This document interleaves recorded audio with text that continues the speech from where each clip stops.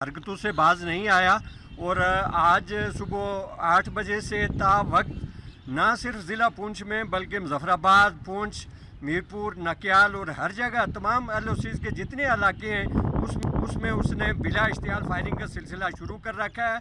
और इस वक्त तक सिविल आबादी को जो निशाना बनाया गया उनमें 9 जो हैं वो केरन सेक्टर के इलाके लवात में 9 अफराद शहीद हो चुके हैं और एक शख्स जो है एक फर्द नकियाल में शहीद हुआ है।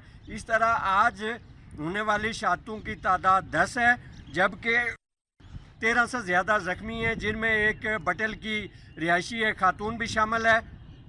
और आज होने वाली फायरिंग से पूरा इलाका जो है वो भारतीय गोलों से जो है वो लर्ज उठा है और हर तरफ मार्टर गोले बरसाए जा रहे हैं। घर महफूज नहीं है, आमदो रफ्त के ज़राए जो है वो बुरी तरह मअतल हो चुके हैं। और आज चूँकि 9 बजे के बाद जो है फायरिंग का सिलसिला शुरू हुआ, तालीमी अदारों में तलबा और तालबात जो हैं वो मैसूर होकर रह चुके हैं।